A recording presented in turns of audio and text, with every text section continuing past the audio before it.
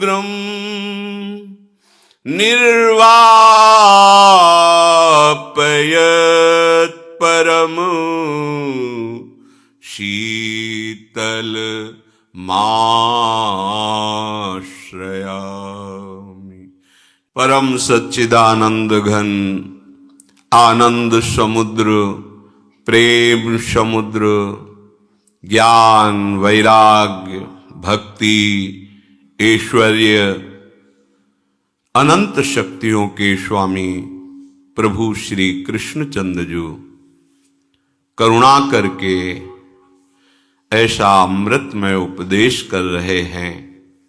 यदि हम श्रद्धा विश्वास पूर्वक श्रवण करें, एकाग्रता पूर्वक मनन करें और इसे अपना लक्ष्य बना लें, अपने आचरण में उतारें, तो वास्तविक जो परमानंद है, जिस सुख की खोज हम अनंत जन्मों से कर रहे हैं, उसका हमें अनुभव हो जाए, हम उसकी प्राप्ति कर लें। सबसे बड़ा भ्रमात्मक स्वरूप यह है कि हम रोज सुनते हैं, रोज कहते हैं, चलने का उत्साह भी रखते हैं, पर हम चलते नहीं हैं। हम विषय सेवन, शरीर में मैंपन, शरीर संबंधियों पर ममता, इसे त्याग नहीं पाते। इसे त्यागना ही हमारा चलना माना जाता है। इस मार्ग का चलना तभी माना जाता है जब शरीर में मैंपन, भोगों में सुख बुद्धि, शरीर संबंधियों में ममता, इसका जितना आप त्याग करते जाएंगे उतने ही आप प्रिया प्रीतम के नजदीक पहुंच रहे हैं। सारे सिद्धांत इसी मायाकृत बंधन के नाश के लिए हैं। ये पर्दा हटा कि झांकी होने में देर नहीं लगेगी। और अहोभाग्य कि हमें प्यारी जू ने सतमार्ग पर चलने के लिए बहुत बढ़िया विधान बना दिया है। ब्रज 84 कोश भूमि ये कोई तीर्थ नहीं है, ये प्रभु का निज घर है। अनंत ब्रह्मांडों में अनंत जीव हैं, उनमें से कुछ के सौभाग्य हैं जो इस पावन ब्रजरज का सेवन कर पाते हैं। ब्रजरज वो महान शक्ति संपन्न वस्तु है जिसका सेवन करने मात्र से हृदय रजोगुण से रहित होकर भगवदानंद की तरफ प्रवाहित होने लगता है। पर असाधन रहित होकर के सेवन करे। यदि भगवद विरोधी आचरण करते रहोगे तो रजरानी का प्रभाव आपके अनुभव में नहीं आएगा। अहोभाग्य, हमें इस ब्रज भूमि में, वृंदावन में सत्संग मिल रहा है, नाम जपने का, गुण गाने का अवसर मिल रहा है। अब चूक नहीं, प्रमाद नहीं, आलस्य नहीं। अगर प्रमाद और आलस्य और चूक हो गई तो ऐसा सहयोग बार बार नहीं मिलता है। बड़े बड़े संत महात्मा मांगते हैं, संत महात्मा, औरों की तो बात जाने दो, कहते हैं अहो हरि वेहू दिन कब ए हैं, जा दिन में तजी और संग सब, हम ब्रजवास बसे हैं। अहो हरि वेहू दिन कब आए हैं। हे हरि, वो कब हमको ऐसे दिन प्राप्त होंगे, ऐसा सौभाग्य प्राप्त होगा जब अन्य सब संगों का त्याग करके केवल आपके प्रेमी जनों का संग करते हुए ब्रजभूमि में हम वास करेंगे। देख लो कैसे ब्रजभूमि में वास करना है। कह रहे हैं और संग सब तज, ये शर्त है। वृंदावन ऐसे रहे मनो चिन्हारो नाही। मानो किसी से हमारी पहचान ही नहीं होनी चाहिए, किसी से पहचान बनाने नहीं आए इस भूमि में। इस भूमि में प्रिया प्रीतम से पहचान करने आए हैं, पूर्व पहचानों को मिटाने के लिए आए हैं, पूर्व स्मृतियों को विस्मृति के गर्त में डालकर प्रिया प्रीतम की स्मृति में डूबने आए हैं। यहां हमको अब किसी से पहचान नहीं बनानी है, यहां हमें किसी का संग नहीं करना। हम तो प्रिया प्रीतम के संग के लिए यहां आए हैं, प्रिया प्रीतम की स्मृति के लिए आए हैं, प्रिया प्रीतम के लिए रोने के लिए यहां आए हैं, प्रिया प्रीतम के तड़पने के लिए यहां आए हैं। उनका नाम लेकर उनके लिए हमारे हृदय में व्याकुलता तड़पन हो।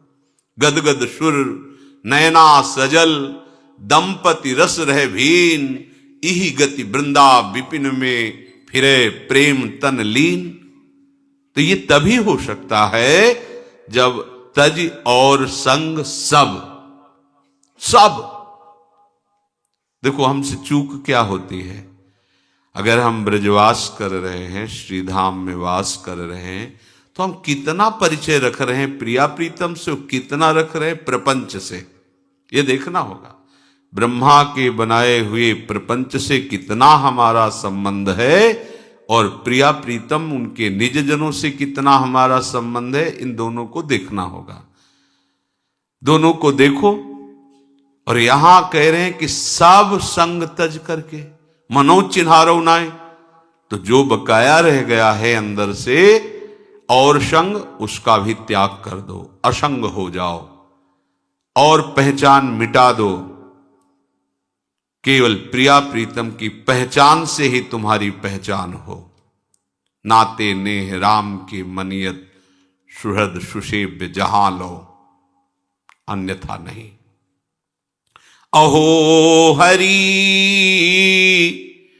वेहू दिन कब ऐ हैं, संग करत नित हरि भक्तन को, हमने कहूं नाही अघय हैं, सुनत श्रवण हरि कथा सुधारस महामत हुए जय है।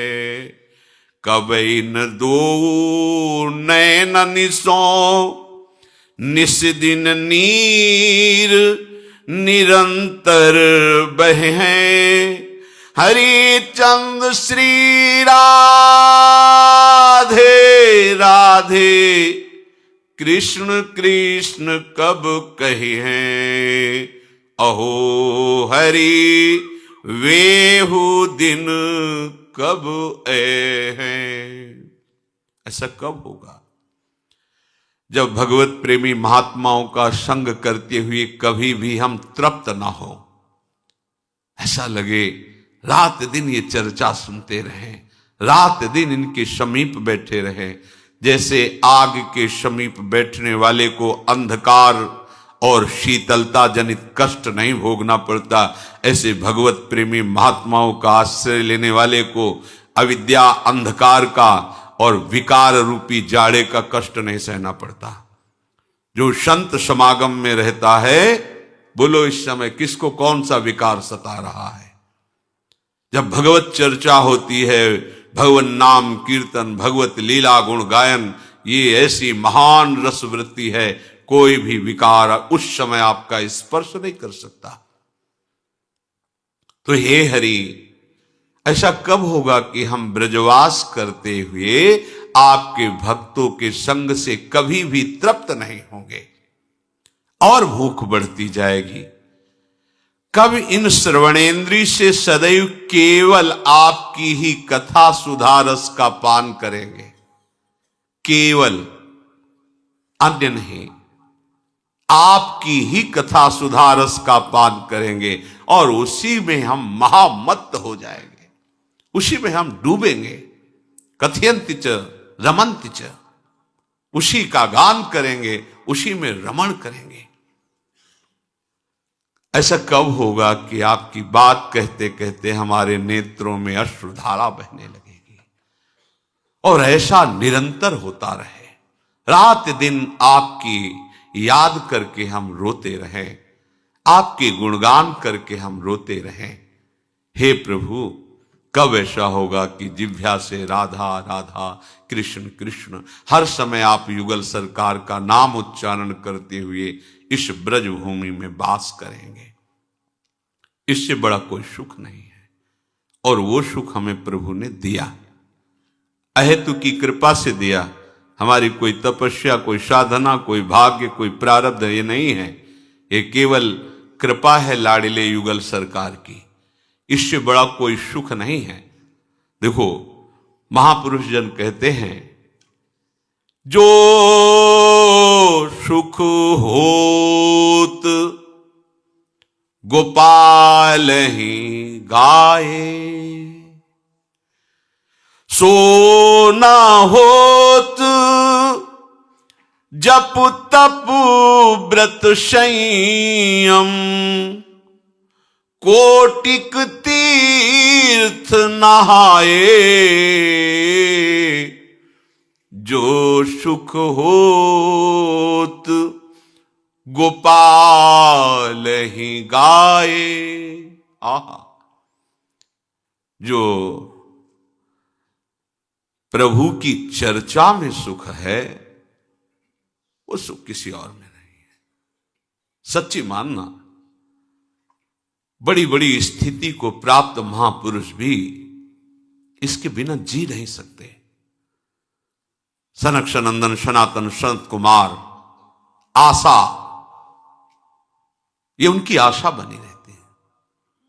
बसन व्यसन यह तिन्हि, रघुपति चरित होय तह सुनहि। ये उनका नशा है, ये उनका जीवन है, ये इनकी आशा रहती है कि भगवत चर्चा हमको सुनने को मिले। जो साधन करके सिद्ध नहीं हुए, सिद्ध ही अवतरित हुए हैं। भगवान शिव भगवान है, परंतु लीला चरित्र में ऐसा रस है कि काकभूषण जी उच्च आसन पर बैठ करके भगवत चर्चा कर रहे और भगवान शिव हंस रूप धारण करके नीचे बैठकर सुन रहे। कैसी महामहिम भगवान की चर्चा में अमृत रस बरसता है। वो सुख किसी और साधन में है ही नहीं। जो सुख होत गोपाल ही गाए, सो न होत जप तप व्रत संयम, कोटिक तीर्थ नहाए।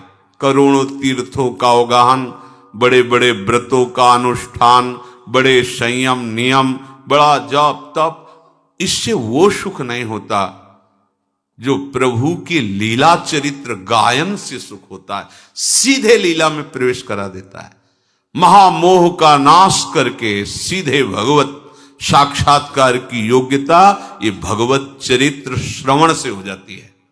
बड़ी महिमा है सत्संग की। रत्नावती जी ने और कोई साधन नहीं किया था। दासी के श्री मुख से निकले हुए बिहारी बिहारिन के जस का श्रवण करके भक्त भूप पदवी पे विराजमान हो गई। ब्राह्मण पत्नियां, यज्ञ पत्नियां, वो कोई और साधन नहीं, केवल वृंदावन की मालिनी के द्वारा श्री लाल बिहारी की रूप माधुरी का श्रवणेन्द्रिय से पान करके बावरी हो गई। दर्शन की भारी व्याकुलता और साक्षात्कार प्राप्त किया। ये एक महामहिम स्वतंत्र भगवत चर्चा का प्रभाव है कि बिना किसी अन्य साधनों के भी यदि इसी चर्चा को गाया जाए, सुना जाए और इसी के चिंतन में रहा जाए तो बहुत शीघ्र भगवत साक्षात्कार हो जाए। इसका प्रभाव जब उदय होता है भगवत चर्चा का, तो कह रहे हैं गद गद गिरा नयन जलधारा, प्रेम पुलक तन छाए। तीन लोक सुख तृण सम लेखत, नंद नंदन उर आए। जो सुख होत गोपाल ही गाए, जो सुख होत गोपाल ही गाए। भगवत चर्चा का प्रभाव सीधे प्रेम योग कंठ भर आता है। प्रभु की बात करते करते ऐसा हृदय द्रवित होने लगता है, नेत्रों से अश्रुधारा प्रवाह होने लगती है, तन पुलकित हो जाता है। तीन लोक का वैभव सुख सब तृण के समान हो जाता है जब प्रभु हृदय में प्रकाशित होने लगते हैं। भगवत चर्चा सुनते सुनते, गान करते करते नेत्रों से अश्रुधारा, गदगद कंठ, तन पुलकित, तो फिर हृदय में प्रभु प्रकाशित हो जाते हैं। जहां हृदय में प्रभु प्रकाशित है उसके समान और क्या सुख हो सकता है। दिए लेत नहीं चारि पदारथ, श्री हरि चरणन अरुझाए। सूरदास गोविंद भजन बिनु, चित नहीं चलत चलाए। जो सुख होत गोपाल ही गाए। उसके हृदय में इतना आनंद उपासक के जागृत होता है कि धर्म, अर्थ, काम, मोक्ष, ये चारों महापुरुषार्थ देने पर भी वो स्वीकार नहीं करता। क्यों? क्योंकि उसका चित्त श्री हरि चरणों में लग गया है। सूरदास जी महाराज कहते हैं, गोविंद के भजन में ऐसा चित्त डूबने लगता है कि वो चित्त को हटाना भी चाहे तो अब हटाने की सामर्थ्य नहीं रह गई। ऐसे भजन में डूबने के लिए हमें पूरा संयोग प्राप्त हो गया।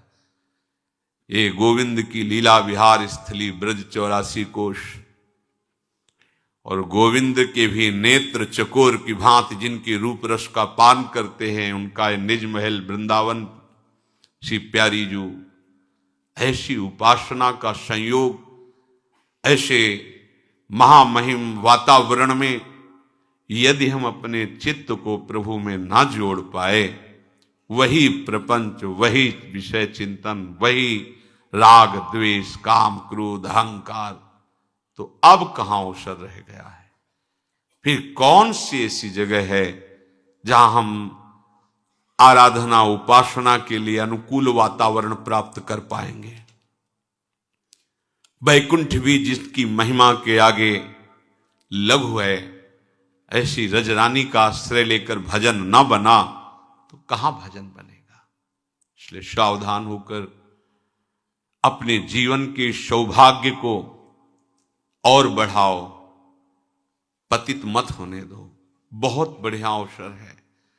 ये लुभावनी माया के द्वारा फेंकी गई ऐसे पाशे हैं, ऐसे जाल हैं जिनमें तुम हार ही जाओगे यदि स्मरण नहीं रहा तो। और अगर स्मृति चल रही प्रिया प्रीतम की, फिर कोई बाधा तुम्हें हरा नहीं सकती। जहां राधा वहां कोई बाधा नहीं। हर समय चिंतन, उसे महासुख प्राप्त होता है। श्री भगवान कह रहे, युञ्जन्नेवं सदात्मानं योगी विगत कल्मषः, सुखेन ब्रह्म संस्पर्श मत्यंतम सुखमश्नुते। तुम अपने आप को सदा आराध्य देव में लगाते हुए पाप रहित हो जाओ। आराध्य देव में तो लगने की चेष्टा करते हैं, पर दूसरा शब्द जो है पाप रहित हो जाओ, उसमें हम ध्यान नहीं देते। पूज्य श्री राधा बाबा, आप तभी समझना कि आप आराध्य देव के भजन में प्रवेश पा गए हैं जब स्वप्न में भी आपको काम विकार न सताए। ध्यान से, जागृत की बात नहीं कह रहे, आपके स्वप्न भी काम वेदना युक्त नहीं होंगे जब आपका भजन में प्रवेश हो जाएगा। जागृत की कौन कहे। दूसरा, स्वप्न में भी कोई कितना सताए तो उस पर स्वप्न में भी क्रोध नहीं आएगा। तीसरा, बड़े से बड़ा प्रलोभन प्राप्त होने पर स्वप्न में भी तुम्हारा वैराग्य सुरक्षित रहेगा। स्वप्न में भी तुम किसी लोभ प्रवृत्ति से डिगोगे नहीं, तब जानना कि भजन में प्रवेश हुआ है। एक बार पूज्य श्री उड़िया बाबा जी ने स्वप्न देखा। एक दरवाजे पे गए, भिक्षाम देहि, बहुत सुंदर नवयुवती स्वर्ण आभूषणों से अलंकृत स्वर्ण की थाल लिए और उसमें बड़े रत्न आदि। बाबा पीछे हटे और कहा कि मुझे तो माधुकरी चाहिए, ये सब नहीं। हटने लगे तो देखा कई घरों से ऐसी सुंदरियां निकलकर आसपास से घेर लिए। बाबा भागे, आंख मूंद करके भागे, और जब बहुत दूर निकल गए तब आंख खुली उनकी, तो देखा ये तो स्वप्न था। तो शांति मिली कि चलो, स्वप्न में भी मन ने प्रतिग्रह स्वीकार नहीं किया, मन में कहीं किसी सुंदरी के प्रति आकर्षण नहीं हुआ। जो राधा बाबा कह रहे समझो, तब माना जाएगा कि आपका भजन में प्रवेश हुआ है, आप निष्पाप हो रहे हैं, जब स्वप्न में भी आपको काम वेदना परास्त न करे। स्वप्न में भी आपको सताया जा रहा है पर क्रोध नहीं आया। स्वप्न में भी आपको संपत्ति दी जा रही पर आपको लोभ नहीं आया, तब माना जाएगा कि भजन में प्रवेश हुआ है। समझो भजन क्या चीज है। जीवन आपका प्रभु के लिए है, इसलिए आप आत्म प्रवंचना मत करो। श्री कृष्ण के सौंदर्य के आगे साफ धूल धूसरित है, इसलिए किसी भी स्त्री पुरुष के सौंदर्य की तरफ मत देखो। पूज्य श्री राधा बाबा के वचन। ये मलिनता की गंध भी तुम में न रह जाएगी, तब तुम श्री कृष्ण की रूप माधुरी का पान कर पाओगे। कोई आकर्षण न रहने पाए, इसलिए संभालो। ये इधर उधर ताक झांक के तुम्हारा ही पतन कराने के लिए माया तुम्हारे नेत्रों में बैठ के कर रही। सावधान, कोई यहां देखने लायक नहीं है। अगर देखने लायक है तो प्रभु है। जनक जी की वाटिका में पुष्प संचय करने के लिए, गुरु सेवा के लिए प्रभु श्री राम लखन जी गए हुए थे।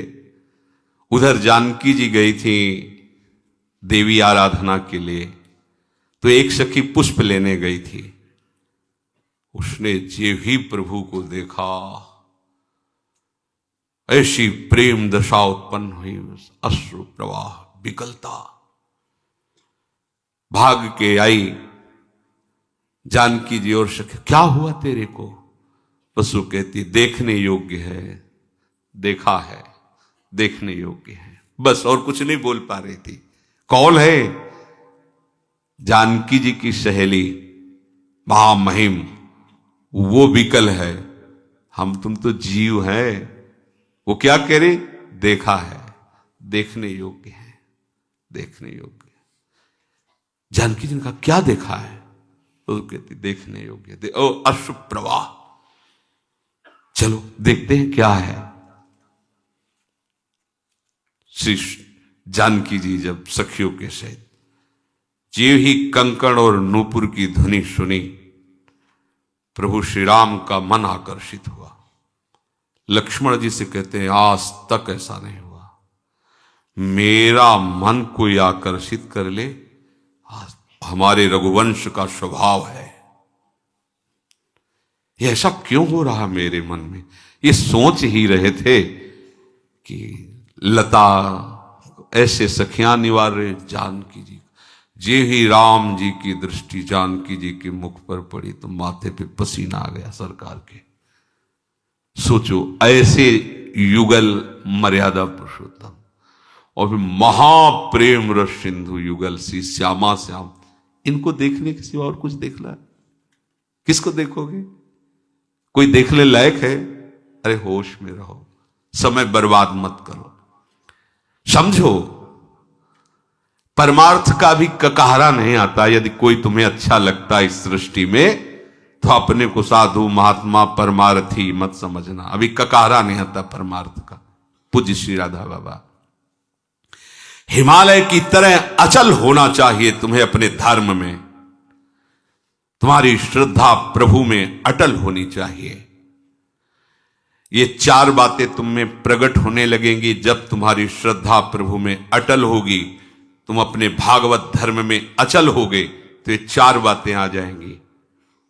पहला, सर्वत्र तुम्हें अपने प्रभु का अनुभव होने लगेगा। मेरे प्रभु हैं, यही है, शब में है, कण कण में है। ये वाणी का विषय नहीं, ये हृदय में उसको अनुभव होगा। है जब अनन्यता आ जाती तब अनुभव होने लगता है। अटल श्रद्धा विश्वास तब अनुभव होने लगता है। अमीर खुसरो जी एक नियम लिए हुए थे, अपने गुरु के सिवा किसी का स्पर्श न करना। उनको कोई स्पर्श करके चला जाए बात, वो अपनी तरफ से किसी को स्पर्श नहीं करता, केवल गुरु चरणों का स्पर्श। गुरु सेवारत और व्यापारी थे, हीरे जवाहरात के बड़े धनी थे। एक गरीब ब्राह्मण उनके गुरुदेव के पास इस भावना से जाता कि हमारी बेटी का ब्याह है, बाबा सिद्ध हैं, कुछ धन दिलवा देंगे किसी से। बाबा बेटी का ब्याह है, कुछ धन की आकांक्षा है, परसों आना चलो।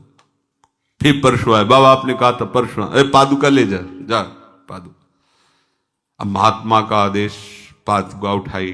अब संत की पादुका तो सर पे रखी, पर सोच रहा था कि पादुका से क्या होगा, मुझे तो अर्थ चाहिए, भोजन खरीदना है, स्वागत के लिए व्यवस्था करनी है। बाबा ने पादुका दे के फुसला दिया, पर कुछ तो होगा, सिद्ध संत है, अगर पादुका दी कुछ तो होगा। सोचता ही जा रहा था। अमीर खुसरो को गंध आई सदगुरुदेव की, है आसपास सदगुरुदेव का कुछ है। ये देखो गुरुदेव की अनन्यता, मेरे सदगुरुदेव का कुछ है आसपास। बस ऐसे पागलों की तरह देखने तो देखा, एक पादुका रखे आदमी। रुका, कहां से आ रहे हो? बताया मुख संत के पास, गुरुदेव के पास से। ये गुरुदेव की पादुका? हां। कितने हो भाग्य तुम्हें, गुरुदेव ने पादुका दी। मुझे पादुका थोड़ी चाहिए था, मुझे तो धन चाहिए। धन? ये 13 ऊंटों पे हीरा जवाहरत लदा, मुझे पादुका देगा? वो ले लो, बोले ले जाओ, मैं नौकरों सही थी, सब ले जाओ। गए, पादुका, गुरुदेव पादुका लाया। अच्छा रख दे। कितने की? 13 ऊंटों में हीरा। हाँ सस्ता, सस्ते ले लिया, चलो। एक गुरुदेव की अनन्यता आभास करवा, मेरी गुरुदेव की कोई वस्तु है तो परम देव, आराध्य देव में यदि तन्मयता हो गई तो वो तो कण कण में है। उपासक के हृदय में अनुभव मेरे प्रभु हैं। जैसे प्रहलाद जी को मेरे प्रभु हैं, यही हैं, मेरे पास हैं, उसको अनुभव में आता है। अगर दिखाई नहीं दे रहे तो फिर उनको शिकायत करता है, ये छुपा छुपी का खेल मत करो, मुझे आभास हो रहा है, हो यही हो, हटाओ ना ये पर्दा, हटाओ और बेपरद मेरे आंखों के सामने आओ। तुम हो, मुझे पता है हो। दूसरा, मेरे प्रभु सर्व सामर्थ्यशाली हैं, ये उसको हर क्षण रहता है। इसीलिए ये मांगना, जांचना, चाह करना, छल कपट, चतुराई, क्रय विक्रय, बहुत बड़े धनी के दास हैं, बहुत। आप जानते नहीं, वेद नहीं जानते तो आप क्या जानोगे? हमारे स्वामी की महिमा को सही पूछो तो स्वामी भी पूर्ण रूप से नहीं जानते हैं। हमारे स्वामी की महिमा अगाध और अनंत है, इसलिए स्वामी भी नहीं जानते हैं। इतनी अपार महिमा उनकी है।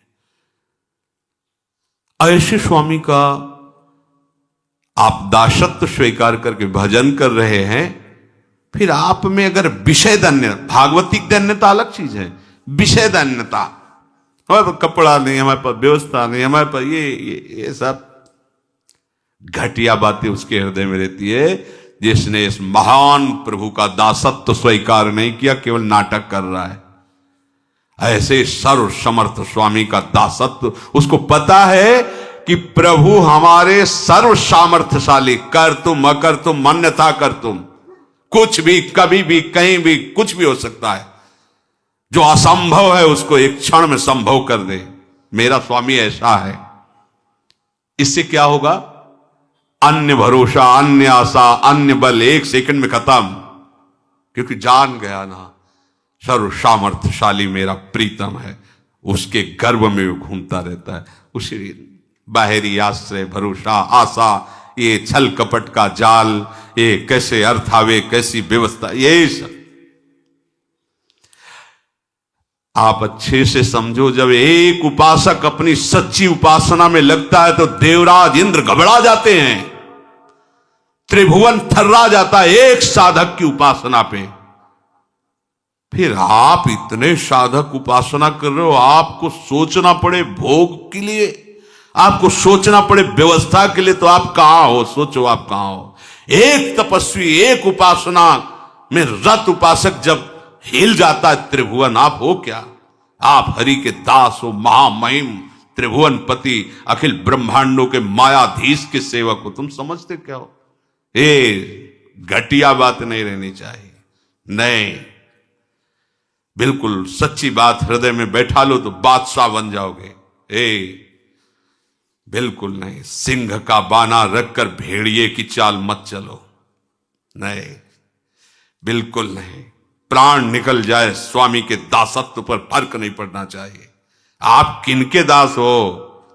विषय दास हो, ईश्वर्य दास हो या हरिदास हो? हरिदास हो तो फिर सब विषय ईश्वर तुम्हारे चरणों में लुटता घूमेगा। तुम समझो अपने को कौन हो? हरि के हो। फिर क्या? एक सकामता, एक कामनाएं, ये रोना धोना विषय के लिए क्या क्या हो? अपने प्रभु की सर्व सामर्थ्यता का उसे ज्ञान हो जाता है, मेरे मालिक कैसे हैं। अपार सामर्थ्य प्रभु में। सोचो, आप जरा सोचो, एक एक तत्व की तरफ सोचो। वायु तत्व क्या है? सबका जीवन कितना महाबल से। जल तत्व, ये सब पंचभूत माया रचित कितने सामर्थ्यशाली हैं। ऐसे ऐसे प्रभु की अनंत शक्तियां, उन प्रभु को आप अपने हृदय में सुमिरन कर रहे हो, अपना मानते हो उनको, और वो आपके हृदय की बात जानते हैं। फिर आपको अपनी बात दूसरे से कहने का मन कैसे हो जाता है? आपको दूसरे से चाह कैसे पैदा हो जाती है? आप दूसरे की तरफ देख कैसे लेते हैं? मतलब अभी गड़बड़ी है, अभी सच्चाई नहीं आई। अपने आराध्य देव के बल पर क्या नहीं हो सकता? छोटी छोटी बातों में अनुभव होने लगता है। पूज्य श्री महाराज जी के साथ पद यात्रा में से कभी कभी 10-10, 20-20 दिन ब्रज में महाराज जी के साथ भ्रमण किए। पैदल जा रहे थे, कई किलोमीटर चलने के बाद 6 किलोमीटर बकाया रह गए थे। दाऊ जी महाराज, शरीर बहुत वर्षों से इस रोग से पीड़ित, तो चला नहीं जाता तो खड़े हो जाया जाए महाराज जी, कोई गाड़ी में बैठ लिया। 6 किलोमीटर भी नहीं, चलते रहो, कोई गाड़ी मिल ही जाएगी, बैठे खड़े होके क्या। तो महाराज जी ऐसा थोड़ी होगा कि कोई आएगा और कहेगा कि गाड़ी खड़ी की कि आओ महाराज बैठ जाओ और चलो, अपने को खड़े होना पड़ेगा ऐसा। महाराज जी मुस्कुरा दिए, चलो आपसे सत्य कहते 2 ही 4 मिनट हुए थे कि एक कार वाला आया, बगल शीशा हटा, कहा जा रहे हो महाराज? दाऊ जी, हाँ वहीं चल रहे, दरवाजा खुला, आओ बैठ जाओ। चल महाराज जी हमारी तरफ देखे, मान गए महाराज जी। ये बिल्कुल एक छोटी सी बात है, एक छोटी सी बात। हमारा प्रभु सर्वज्ञ सर्वशक्तिमान, वो कैसी बात कर, भक्त चाहे और स्वामी कैसी बात कर, अरे वो ऐसे दुलार करते, अनंत माताओं को वात्सल्य लिए। आप अपने स्वामी के सिवा किसी की तरफ मत देखें। किसी की चाह, किसी का आस, किसी का बल, किसी का भरोसा, आपने कलंक लगा दिया शरणागति में, बिल्कुल नहीं होना चाहिए। तीसरा, सर्वज्ञता। मेरे आराध्य देव सर्वज्ञ हैं। कहां कब क्या हो चुका है, कहां कब क्या हो रहा है, कहां कब क्या होगा, तीनों ज्ञान हर समय प्रभु के सामने रहते हैं, हर समय। ऐसे सर्वज्ञ हमारे स्वामी हैं। अब हमें तो नहीं लगता कि हमें किसी दूसरे का सहारा लेना पड़ेगा अपनी बात जनाने के लिए। वो सर्वज्ञ, उनको पता है कब क्या कहां हुआ है, क्या होगा, क्या हो रहा है, सब उनको पता है। त्रिकालज्ञ, सर्वज्ञ। चौथी बात, प्रभु अत्यंत प्यार करते हैं हमको। ये उस उपासक के हृदय में आ जाता है, अनुभव होता है। एक बात करने के बाद हमको प्रियाजू कितना प्यार करते हो, अनुभव होता है। एक एक वृत्ति अनुभव में, ये प्रियाजू के, ये देखो प्रियाजू ने बुलवाया, ये प्रियाजू ने ऐसा, वो एक एक वृत्ति। अब चित्त की वृत्ति अगर एक भी उदय हुई, वो प्रियाजू से ही उदय होगी, अहंकार से नहीं, प्रकृति माया से नहीं। वो प्रिया, क्योंकि प्रियाजू की शरणागत है। प्रभु के प्रति जहां ये भाव आया कि प्रभु मुझे बहुत प्यार करते हैं, अब वो निर्भय हो गया, काल से भी नहीं डर सकता। ये बात होती, ये 4 बातें अचल श्रद्धा और विश्वास करने वाले उपासक के हृदय में आ जाती हैं। मेरे प्रभु हैं, अनुभव होने लगता है आस पास कण कण में। मेरे प्रभु सर्व सामर्थ्यशाली